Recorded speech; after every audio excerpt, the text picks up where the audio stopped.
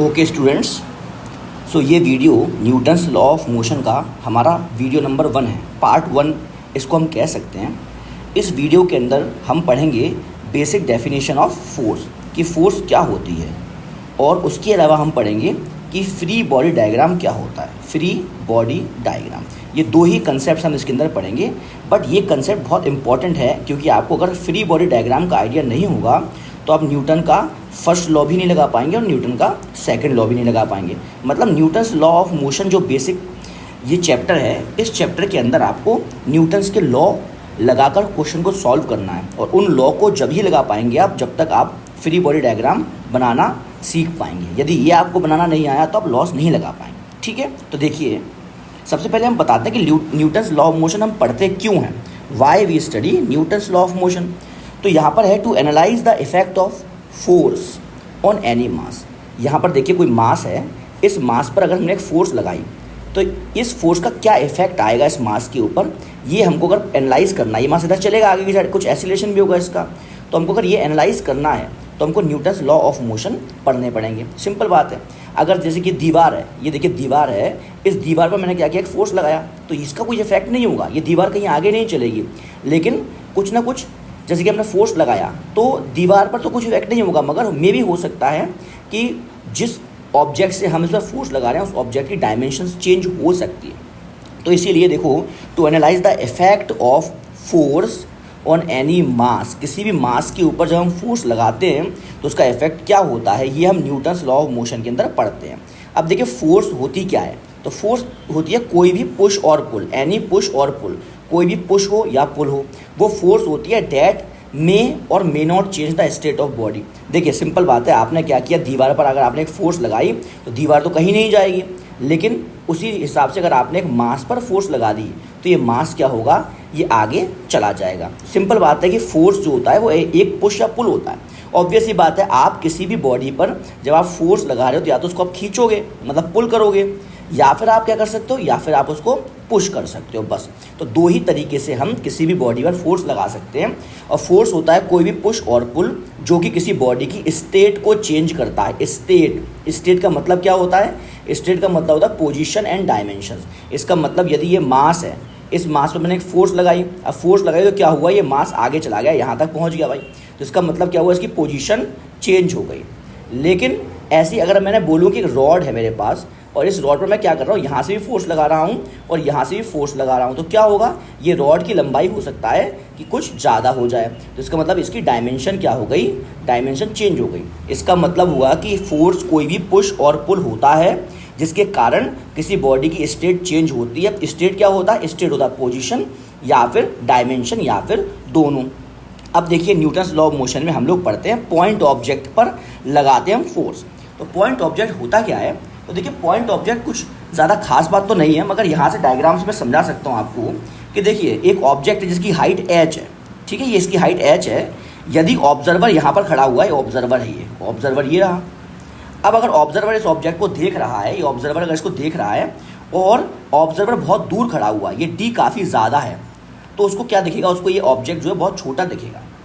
तो यही होगा कि यहाँ पर अगर ऑब्जेक्ट की डायमेंशन, अगर dimension of object is very very smaller than dimension of, या सेपरेशन जो है बिटवीन ऑब्जेक्ट एंड ऑब्जर्वर, ये अगर कहें हम कि ऑब्जर्वर और ऑब्जेक्ट के बीच की जो दूरी है ये बहुत ज़्यादा है और इसकी डायमेंशंस बहुत कम है, तो हम क्या कहेंगे, ये ऑब्जेक्ट जो होगा वो पॉइंट ऑब्जेक्ट होगा। और वही अगर ये d की वैल्यू जो है वो कंपेरेबल हो इसके, मतलब कि जितनी हाइट का ऑब्जेक्ट है उतनी दूरी पर हमारा ऑब्जर्वर हो, तो वो होगा हमारा एक्सटेंडेड ऑब्जेक्ट। तो हम जो है न्यूटन्स लॉ ऑफ मोशन में क्या मानते हैं कि सभी ऑब्जेक्ट जो है ना, वो सभी ऑब्जेक्ट हमारे पॉइंट ऑब्जेक्ट की तरह ही बिहेव करेंगे। ठीक है, तो ये थोड़ा सा याद रखना है आपको। सिंपल है, इस लॉजिक से आप समझ सकते हो कि जब d की वैल्यू बहुत ज़्यादा होगी, देखिए इसमें d की वैल्यू बहुत ज़्यादा होगी और इस h की वैल्यू बहुत कम होगी, तो क्या होगा, ये पॉइंट ऑब्जेक्ट की तरह ट्रीट होगा। ये ऑब्जर्वर जब इसको देखेगा तो पॉइंट ऑब्जेक्ट होगा, लेकिन अगर d और h कंपेरेबल है तो एक्सटेंडेड ऑब्जेक्ट होगा। ठीक है, तो अभी हमने बता दिया कि फोर्स होता क्या है, कोई भी पुश और पुल फोर्स होता है जो कि किसी भी बॉडी की स्टेट को चेंज कर भी सकता है और नहीं भी कर सकता। स्टेट क्या होती है, स्टेट होती है पोजीशन ऑफ बॉडी और डायमेंशन ऑफ बॉडी, दोनों में से कुछ भी चेंज होगा तो हम बोलेंगे कि हम उस बॉडी पर फोर्स लगा रहे हैं।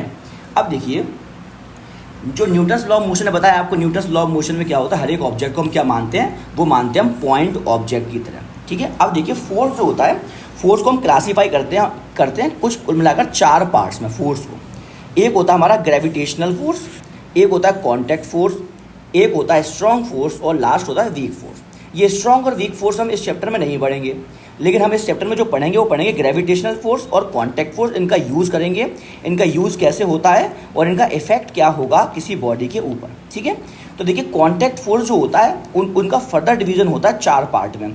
एक होता है नॉर्मल रिएक्शन, एक होता है टेंशन फोर्स, एक होता है स्प्रिंग फोर्स और एक होता है फ्रिक्शन। ये नाम तो तुमको पता होगा, फ्रिक्शन क्या होता है, स्प्रिंग फोर्स क्या होता है। टेंशन का मतलब जो रोप में लगती है वो टेंशन होती है, नॉर्मल रिएक्शन जो सरफेस जो लगाता है वो नॉर्मल रिएक्शन होता है, ठीक है। तो एक कुल मिलाकर फोर्स का क्लासिफिकेशन हम एक एक करके इन सभी फोर्सेज के बारे में हम पढ़ते हैं एक एक करके, ठीक है। तो देखिए सबसे पहले बात आई ग्रेविटेशनल फोर्स की। अब एक चीज़ देखिए आप कि ये क्या है, ये फोर्स है, और अगर ये फोर्स है तो इसका मैग्नीट्यूड भी होना चाहिए और साथ साथ में इसका डायरेक्शन भी होना चाहिए। भाई ये दोनों चीज़ें होनी चाहिए ना इसके पास, फोर्स का है तो मैग्नीट्यूड भी होना चाहिए, डायरेक्शन भी होना चाहिए। तो हम पहले बताते हैं ग्रेविटेशनल फोर्स किसी बॉडी पर लगती है तो उसका मैग्नीट्यूड कितना होता है, डायरेक्शन कितना होता है। देखो होता ये है कि जो अर्थ होती है, अर्थ जो है हर एक बॉडी को अपने सेंटर की तरफ खींचती है, ठीक है।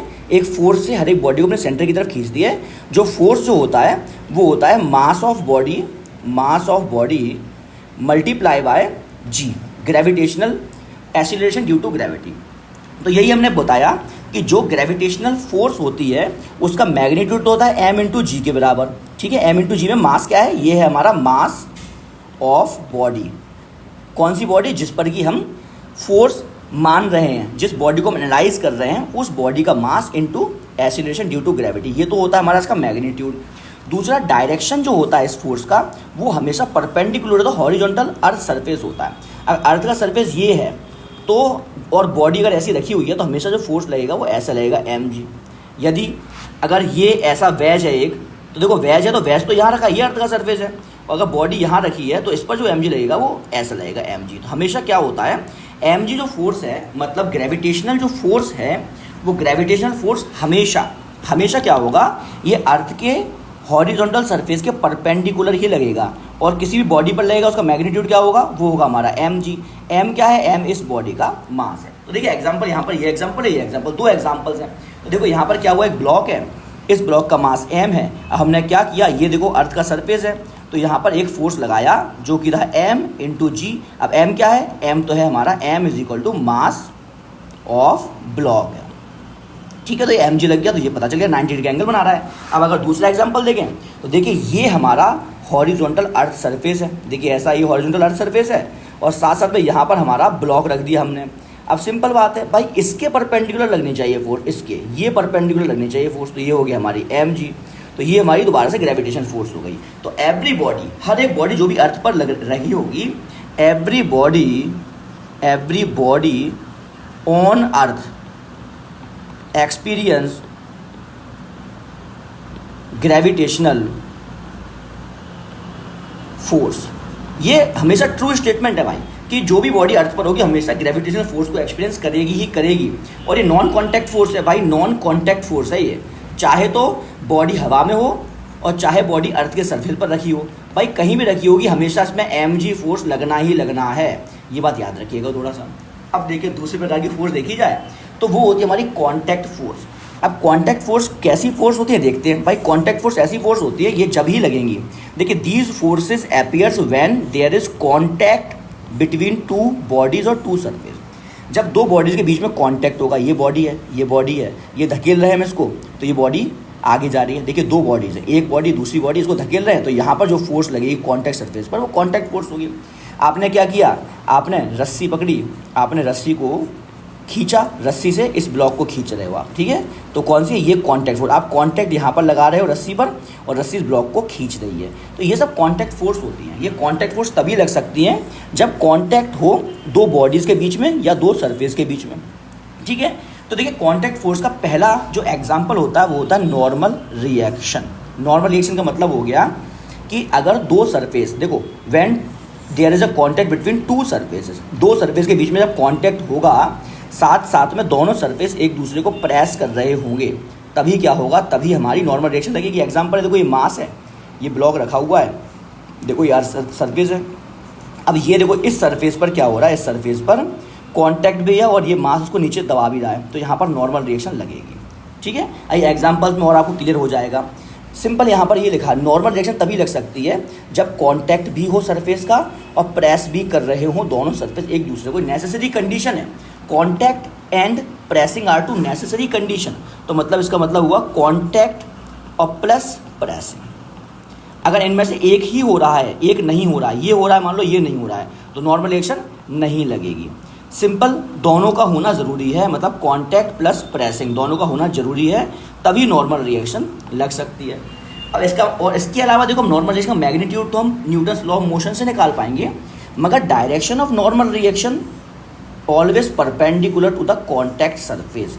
जो कॉन्टैक्ट सरफेसेज होते हैं, जैसे कि यहाँ पर देखेंगे हम, मान लेते हैं ये है, ये वेज का एग्जांपल हम लेते हैं, ये एग्जांपल है एक वेज का। अब देखो यहाँ पर एक मास रख दिया हमने, तो देखो ये कॉन्टैक्ट सरफेस है, इसके परपेंडिकुलर हमेशा नॉर्मल रिएक्शन लगेगी। ठीक है, तो नॉर्मल रिएक्शन का जो डायरेक्शन होता है वो हमेशा हमेशा हमेशा perpendicular to the contact surface होता है, लेकिन कॉन्टैक्ट के साथ साथ प्रेसिंग भी होना ज़रूरी है। अगर प्रेसिंग नहीं हुई और कॉन्टैक्ट ही हुआ तो नॉर्मल रिएक्शन नहीं लगेगी।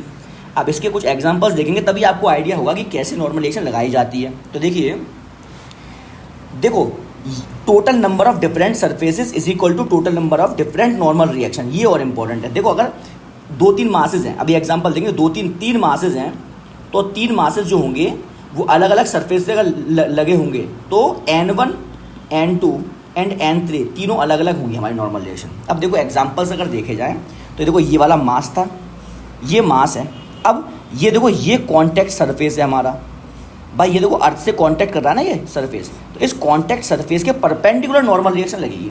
और उसके अलावा क्या होता है, नॉर्मल रिएक्शन का मतलब होता है, नॉर्मल रिएक्शन ये सरफेस ऑलवेज पुश रहा बॉडी, जो सरफेस होता है वो हमेशा पुश करता है बॉडी को। तो यहाँ पर लिख देते हैं कि सरफेस, यहाँ पर लिखते हैं, यहाँ पर देखिए यहाँ लिखते हैं surface always push the mass. ये इंपॉर्टेंट, जो सरफेस होता है वो हमेशा मासेस को पुश करता है। ठीक है, जैसे कि यहाँ पर इंपॉर्टेंट पॉइंट आ गया हमारा, भाई सरफेस हमेशा पुश करता है मासेस को।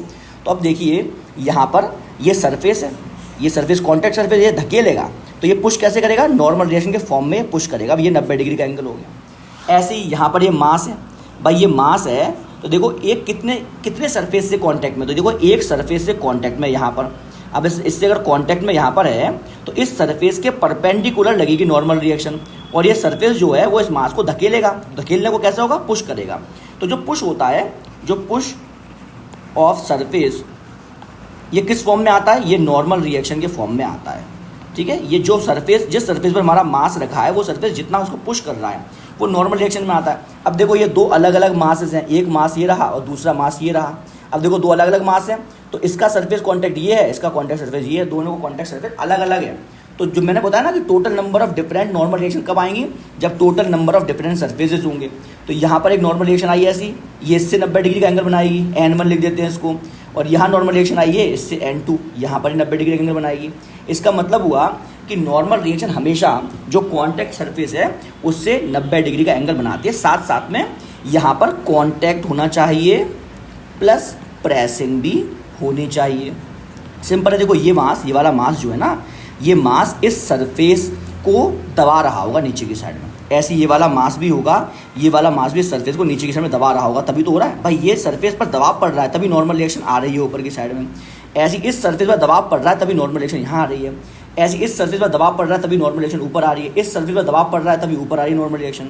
अब यहाँ पर अगर देखेंगे तो देखो ये मास है, ये कुल मिलाकर मास है पूरा। यहाँ पर देखो ये सरफेस से भी कांटेक्ट है और इससे भी कांटेक्ट है, लेकिन नॉर्मल रिएक्शन एक ही आई। भाई नॉर्मल रिएक्शन तो एक ही आई ना, ये वाली नॉर्मल रिएक्शन आई है। कारण क्या है कि इस सरफेस पर तो प्रेसिंग हो रही है, ठीक है, लेकिन इस सरफेस पर प्रेसिंग नहीं हो रही है। भाई प्रेसिंग यहाँ पर नहीं हो रही ना, क्योंकि ये वाला मास जो है, ये वाला मास इस वाले सरफेस को दबा नहीं रहा है, लेकिन ये वाला मास जो है ये नीचे वाले सरफेस को दबा रहा है नीचे की साइड में। इसीलिए ये जो सरफेस है ये उस दबाव को रोकने के लिए ऊपर की साइड में एक नॉर्मल रिएक्शन लगा रहा है। मगर क्योंकि ये मास इस दीवार वाले सरफेस को दबा नहीं रहा है तो कोई भी नॉर्मल रिएक्शन नहीं लग रही है भाई। ये इम्पॉर्टेंट कंसेप्ट है कि क्यों, चाहे तो आप देखो कि ये सरफेस और ये सरफेस, ये दोनों सरफेस पर कांटेक्ट है, मगर ये जो मास है वो सिर्फ इसको ही दबा रहा है नीचे की साइड में, इसीलिए ये वाला सरफेस को नॉर्मल रिएक्शन दे रहा है। मगर ये जो मास है, ये मास दीवार वाले सरफेस को दबा नहीं रहा है, इसीलिए दीवार इस पर नॉर्मल रिएक्शन नहीं लगा रही है।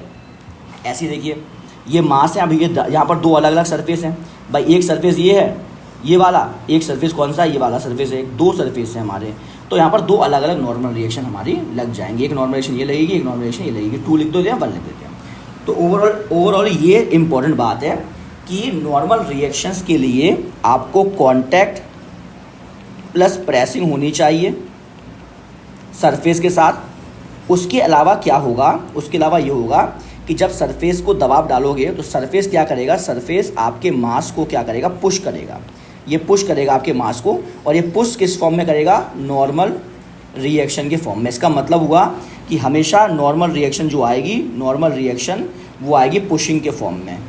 जो पुशिंग के फॉर्म में आएगी, पुश करेगा हमेशा नॉर्मल रिएक्शन। ठीक है, अब और कुछ देखते हैं तो टेंशन फोर्स देखा जाए। अब देखिए, दूसरी कॉन्टैक्ट फोर्स जो होती है वो टेंशन फोर्स होती है। आपने क्या किया, आपने रोप से एक मास को खींचा। जब आपने रोप से एक मास को खींचा तो आपने तो रोप पर ही आपने जो फोर्स लगाई वो रोप के ऊपर लगाई, लेकिन रोप ने क्या किया, रोप ने जो लगाई फोर्स वो मास के ऊपर लगाई फोर्स। ये है, तो इसका मतलब कि रोप जो फोर्स मास के ऊपर लगाता है उसे ही टेंशन फोर्स कहा जाता है। तो ये है द फोर्स दैट रोप और स्ट्रिंग एक्सर्ट ऑन मास। जिस फोर्स को रोप या स्ट्रिंग मास के ऊपर लगाता है वह टेंशन फोर्स कहलाती है। पहली बात तो ये। अब टेंशन फोर्स को डिनोट करते हैं टी से। इसका डायरेक्शन भी होता है और इसका मैग्नीट्यूड भी होता है, लेकिन मैग्नीट्यूड इन सबका क्या होता है, इन सबका निकालना पड़ता है हमको मैग्नीट्यूड न्यूटन्स के लॉ लगाकर। लेकिन डायरेक्शन बहुत इंपॉर्टेंट है। डायरेक्शन क्या होता है टेंशन फोर्स का, along the length of the रोप। जिस डायरेक्शन में रोप है उसी डायरेक्शन में टेंशन फोर्स लगेगी। अगर रोप ऐसी है तो यहाँ लगेगी, अगर रोप ऐसी है तो यहाँ लगेगी, रोप ऐसी है तो यहाँ लगेगी। मतलब रोप की लेंथ के अलोंग ही जो टेंशन फोर्स है वो लगेगी। दूसरी बात क्या है कि जो टेंशन फोर्स है वो हमेशा किसी भी मास को पुल करता है। Tension force always pull the mass. तो मास को खींचते हुए टेंशन फोर्स लगेगी। एग्जाम्पल देखेंगे तो देखो, ये एक मास है, ठीक है, ये मास है।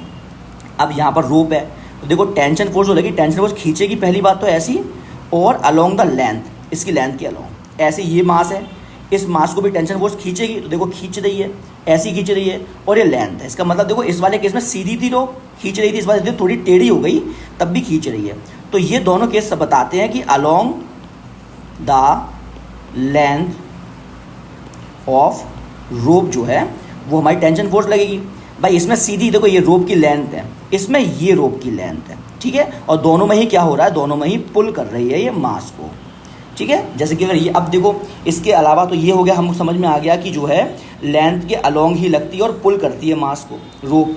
अब अगर रोप को मासलेस मान लें, भाई मासलेस अगर रोप को माने, अजम्पशन है हमारा मासलेस मानना, तो टेंशन हर एक पॉइंट पर क्या होती है, रोप के हर एक पॉइंट पर सेम होती है। देखो अगर मैं मानूँ कि ये है, जैसे कि ना ये देखो एक रोप है मास, ये M1 लगा हुआ है, और दूसरी ये रोप ये है, ये M2 लगा हुआ है, और क्या है, ये एक ही रोप है, ये पूरी एक ही रोप है, तो हर जगह टेंशन ये T होगी, यहाँ भी T होगी, क्योंकि एक रोप है और मासलेस है ना। तो ये भी बताएंगे बाद में आपको। अगर डिफरेंट रोप होंगी तो डिफरेंट टेंशन होगी हमारी। इंपॉर्टेंट बात है, दो अलग अलग रोप से जोड़ा गया होगा किसी मास को, तो टेंशन क्या होंगी, दो अलग अलग टेंशन होंगी। इसमें एग्जांपल देखो, ये मास है, ठीक है, ये मास है, इसको मैंने क्या किया, इधर से एक रोप से जोड़ दिया, इधर से दूसरी रोप से जोड़ दिया, अलग अलग रोप आ गए। तो हमने क्या किया कि देखो टेंशन तो होंगी, पक्की बात है, क्योंकि हम खींच रहे हैं इसको, इस तरफ खींच रहे हैं फोर्स से, F से, इस तभी खींच रहे हैं F से हम। तो क्या होगा कि देखो ये अलग अलग रोप है, डिफरेंट रोप्स, तो क्या है, यहाँ पर टेंशन T1 हमने लिख दिया, और यहाँ पर टेंशन क्या लिख दिया हमने, T2 लिख दिया। लेकिन वही कंसेप्ट वही होगा कि tension force always act along the length of the rope. तो ये देखो अलोंग द लेंथ हो रही है, and tension force always try to pull the mass. तो हमने क्या किया, इसको मास को पुल कर रहे हैं, ठीक है। अब देखते हैं और आगे।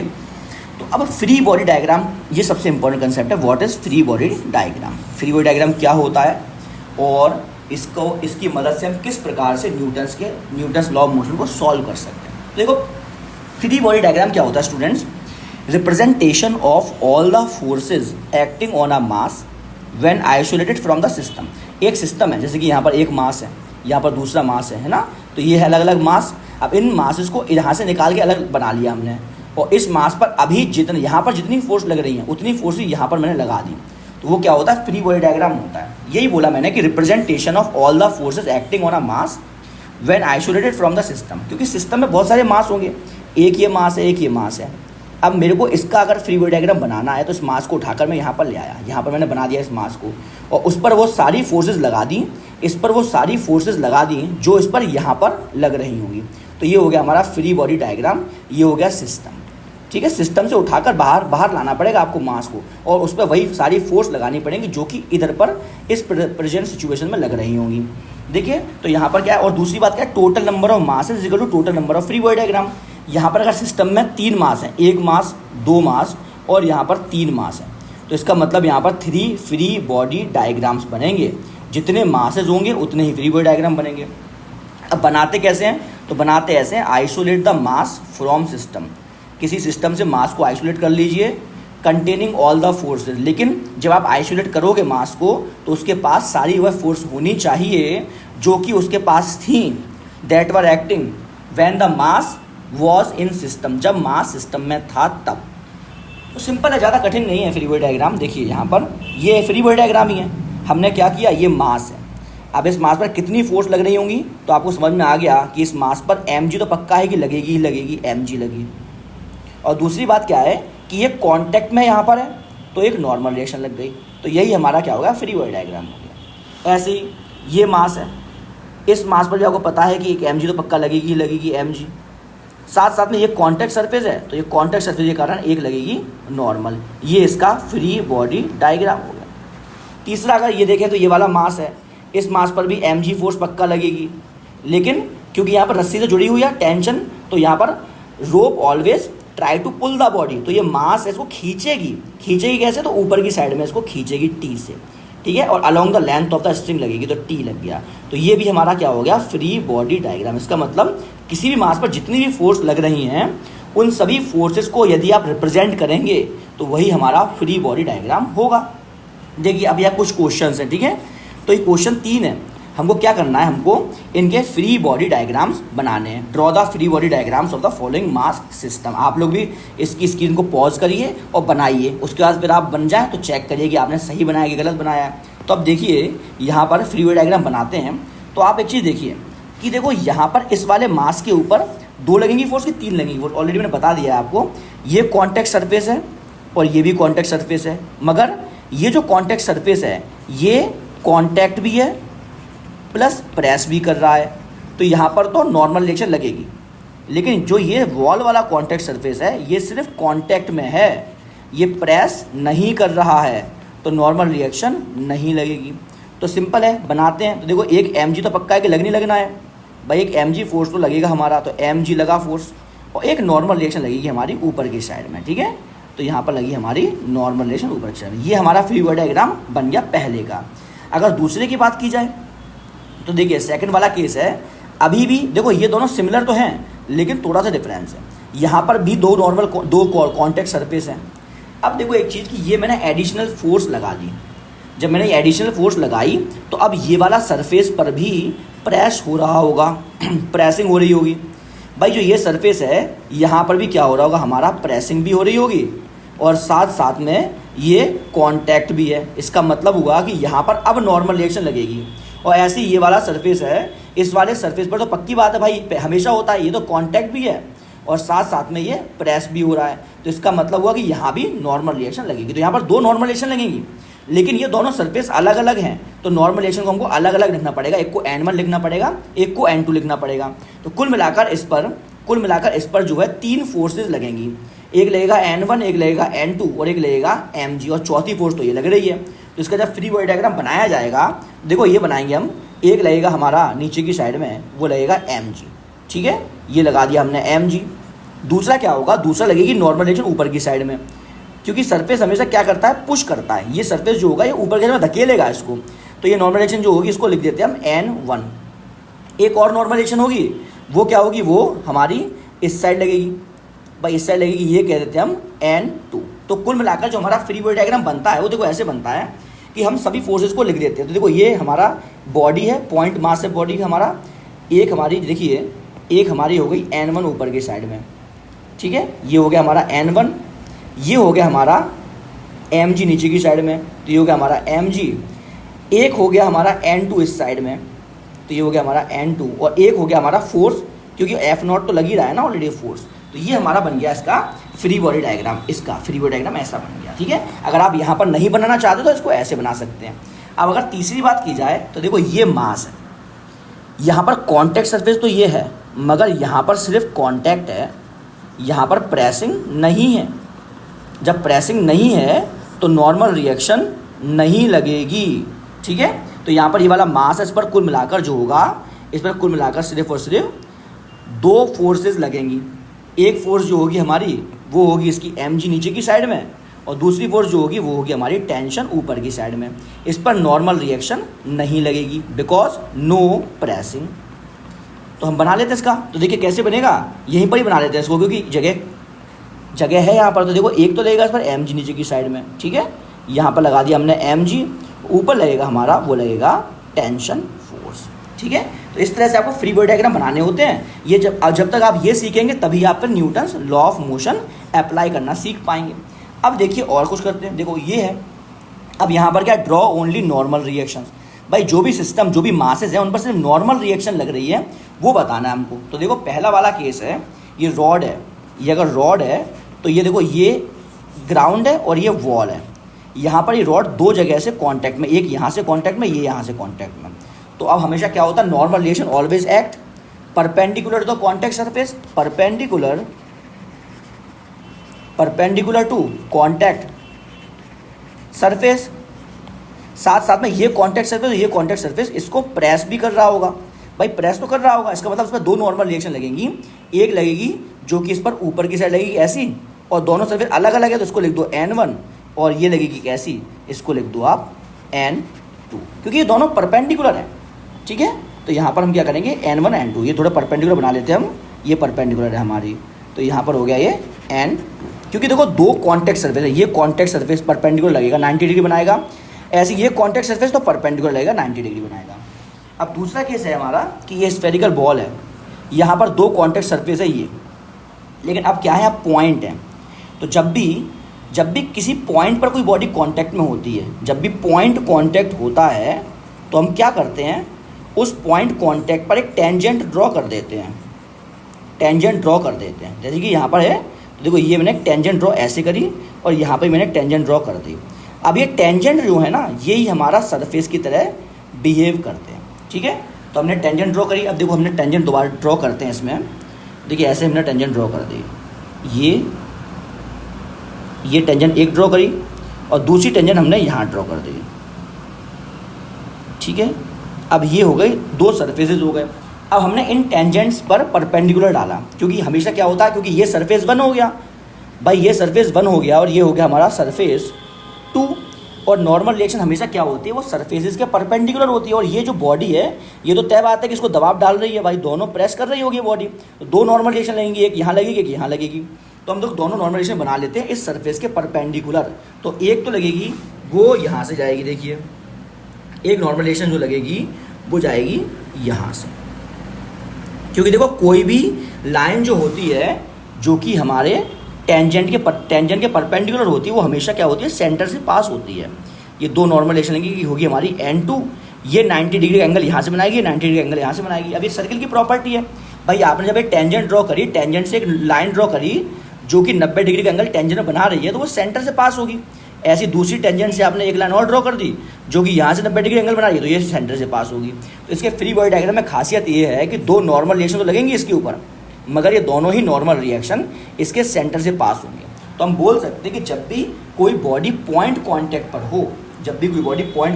हो, किसी भी सरफेस के साथ, तो उस पॉइंट पर हमको एक टेंजेंट ड्रॉ करनी है, उस टेंजेंट को सरफेस की तरह ट्रीट करना है और फिर उस सरफेस से परपेंडिकुलर लाइन ड्रॉ कर देनी है। इस केस में वो परपेंडिकुलर लाइन क्या होगी, सेंटर से पास होगी, ये प्रॉपर्टी है। अब तीसरा केस है हमारा, नॉर्मल रिएक्शन इस पर लगानी है। अब देखिए ये बहुत इंपॉर्टेंट केस है, ये इंपॉर्टेंट केस है। देखो ये जो मास है इसको मैं बोलता हूँ M1, ये बोलता हूँ हमारा M2, ठीक है। ये मास ये जो M2 मास है ना, ये सिर्फ एक ही सरफेस से कांटेक्ट में है, लेकिन जो M1 मास है ये दो सरफेस से कांटेक्ट में, इससे भी कांटेक्ट में और इससे भी कांटेक्ट में। इसका मतलब कि जो ये वाला मास है इस पर दो नॉर्मल रिएक्शन लगेंगी, लेकिन जो ये वाला सरफेस है इस पर वन नॉर्मल रिएक्शन लगेगी।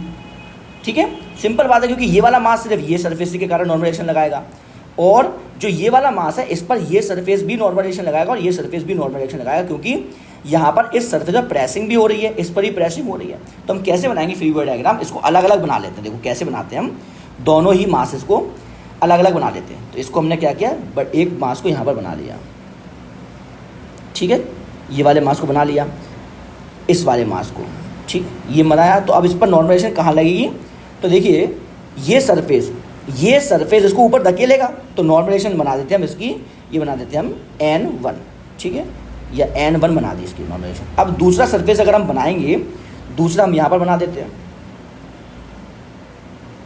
ठीक है, ये दूसरा सरफेस हमने बना दिया। अब इसमें क्या होगा, इसमें कौन सा सरफेस, ये सरफेस जो होगा ये एक नॉर्मलाइजेशन और लगाएगा, ये वाला सरफेस, तो ये बना देते हैं हम, तो ये हो जाएगा हमारा N2, ये N2 हो गया। लेकिन अभी एक नॉर्मलाइजेशन बची हुई है, ये सरफेस के द्वारा इस वाले मास पर नॉर्मलाइजेशन जो लगेगी वो इसी के बराबर लगेगी। देखो ये सरफेस है, इस सरफेस के द्वारा जो नॉर्मलाइजेशन लग रही है वो N1 लग रही है, तो ये सरफेस इस पर N1 ऊपर लगाएगा और इस पर N1 लगाएगा नीचे। कारण क्या है कि नॉर्मलाइजेशन हमेशा किसी हर एक बॉडी को पुश करती है, तो ये सरफेस, ये जो सरफेस है कॉमन सरफेस, ये इस वाली बॉडी को ऊपर की साइड में पुश करेगा और इस वाली बॉडी को नीचे की साइड में पुश करेगा। ये पुल तो कर नहीं सकता है, तो इसीलिए अब इस पर, इस वाले मास पर एक नॉर्मलाइजेशन लगेगी। वो कैसी लगेगी, वो लगेगी हमारी नीचे की साइड में, और ये हो जाएगा हमारा N1 के बराबर, ठीक है। तो इम्पॉर्टेंट बात ये है कि ये काफ़ी इंपॉर्टेंट है, ये वाला डायग्राम काफ़ी इंपॉर्टेंट है, क्योंकि देखो यहाँ पर दो मासेस तो हैं, मगर जो नीचे वाला मास है इससे दो सरफेस का कांटेक्ट है, और जो ऊपर वाला मास है उससे सिर्फ एक सरफेस का कांटेक्ट, ठीक है। नीचे वाला मास एक सरफेस और दो सरफेस, लेकिन ऊपर वाला मास सिर्फ एक सरफेस। अगर मैं बोलूँ कि ऊपर वाले मास पर जो नॉर्मल रिएक्शन लग रही है वो N1 लग रही है, मतलब ये सरफेस जो है, ये सरफेस N1 नॉर्मल रिएक्शन लगा सकता है। तो इस सरफेस ने यदि इस पर N1 ऊपर की साइड लगाई, क्योंकि ये धकेलेगा भाई, पुश करता है ना ये, तो ये सरफेस इस पर नीचे की साइड में भी N1 ही लगाएगा, क्योंकि ये इसको ही पुश कर रहा होगा। तो देखो ये N1 यहाँ लगी तो N1 यहाँ पे लगी इस पर, लेकिन ये सरफेस सिर्फ इसके साथ, नीचे वाले मास के साथ कांटेक्ट में, तो ये सिर्फ इस पर ही नॉर्मलाइजेशन लगाएगा, तो इसने ऊपर लगा दी नॉर्मलाइजेशन N2, तो ये N2 हो गई, ये N1 हो गई, ये N1 हो गई, और सरफेस अलग अलग होंगे तो अलग अलग नॉर्मलाइजेशन लगेगी। अब देखिए और बताते हैं। अब देखो इसमें हमको बताना है, नॉर्मलाइजेशन निकाल के दिखानी है। तो देखिए ये मास है, बड़ा वाला मास, इसके साथ एक ये सरफेस, एक ये सरफेस और एक ये, तीन सरफेसों से कांटेक्ट में है ये, और छोटा वाला मास सिर्फ एक ये और एक ये दो सरफेस से कांटेक्ट में, ठीक है। तो इस पर जो होगी दो नॉर्मल रिएक्शन लगेंगी, इस पर जो होंगी वो तीन नॉर्मल रिएक्शंस लगेंगी, ठीक है। साथ साथ में ये जो सरफेस है कांटेक्ट है, ये कांटेक्ट सरफेस है, ये सरफेस इस पर भी, हरे वाले जो इस पर है इस वाले मास पर भी नॉर्मल रिएक्शन लगाएगा, और ये सरफेस इस वाले मास पर भी नॉर्मल रिएक्शन लगाएगा, और जो नॉर्मल रिएक्शन इस पर लगाएगा ये वही सेम इस पर लगाएगा। तो हम क्या करते हैं, इनको अलग अलग बना लेते हैं, ड्रॉ कर लेते हैं अलग अलग। देखिए क्या होगा, ये वाला मास है, ये बड़ा वाला मास हम यहाँ बना लेते हैं, ठीक है, ये मैंने बना लिया बड़ा वाला मास। अब देखिए क्या होगा, इस पर एक नॉर्मल रिएक्शन लगेगी जो ये सरफेस लगाएगा, उसको बना लेते हैं। तो ये बनाएंगे हम, ये मान लेते हैं हम, इसको लिखते हैं N1, ठीक है। एक नॉर्मल रिएक्शन लगाएगा जो ये सरफेस लगाएगा, इसको हम लिख देते हैं N2, ठीक है। एक नॉर्मल रिएक्शन लगाएगा, ये सरफेस पुश करेगा भाई, धकेलेगा ना, तो इसको हम लिख देते हैं N3, ये हो जाएगा हमारा N3, ठीक है। ये तो हो गया बड़ा वाला मास। अब छोटे वाले मास की बात की जाए, छोटे वाले मास पर दो नॉर्मल, ये लगेगी और ये लगेगी। तो अब देखिए इसको हम छोटे वाले मास को ही बना लेते हैं हम, तो इसको बना लेते हैं छोटे वाले मास को ऐसे, ठीक है। अब क्या किया जाए, अब यहाँ पर नॉर्मलाइजेशन लगाई जाएंगी जब, देखिए क्या होगा कि इस वाले मास पर देखो ये सरफेस एक नॉर्मलाइजेशन लगाएगा, वो होगी हमारी सबसे अलग, तो वो होगी हमारी N4, तो ये हो गई हमारी N4, इसको सही से बना देते हैं, तो भाई ये हो गई हमारी N4। लेकिन होगा क्या? लेकिन देखो क्या हुआ कि ये जो सरफेस है ना, ये कॉमन जो सरफेस है, ये कॉमन सरफेस इस बड़े वाले मास पर इस साइड N3 लगा रहा है, तो ये कॉमन सरफेस इस छोटे वाले मास पर भी इस साइड N3 ही लगाएगा, क्योंकि ये जो सरफेस है ये दोनों ही मासेस को पुश कर रहा होगा, किसी को पुल तो कर नहीं रहा होगा। तो ये N3 की और एक नॉर्मलाइजेशन लगा देते हैं इस साइड, तो ये हो गई हमारी N3, ठीक है। तो ये हमारी नॉर्मलाइजेशन हो गई। अब ये जो डायग्राम है ये वाला, ये आपका होमवर्क है। इसमें 3 मास हैं, 1 2 3 मास हैं, तो इन तीनों मासेस पर जो नॉर्मल रिएक्शन लगेगी वो आपको बतानी है। तो देखो ये बड़ा वाला जो मास है इसमें एक ही सरफेस कांटेक्ट में है, तो इसमें एक नॉर्मल रिएक्शन लगेगी। ये जो बीच वाला मास है 1 और 2 सरफेस कांटेक्ट में, तो इस पर 2 नॉर्मल रिएक्शन लगेंगी। और नीचे वाला मास है इसमें भी 1 और ये 2 हैं, तो यहाँ पर भी 2 नॉर्मल रिएक्शन लगेगी। साथ साथ में ये कॉमन सरफेस है, कॉमन सरफेस ये भी है और ये भी कॉमन सरफेस ही है। तो आप देखिएगा किस तरह से आपको नॉर्मल रिएक्शन लगानी है इस पर, ठीक है। अब देखिए, अब draw the free body diagram of following mass system. यहाँ पर हमको फ्री बॉडी डायग्राम बनाना है।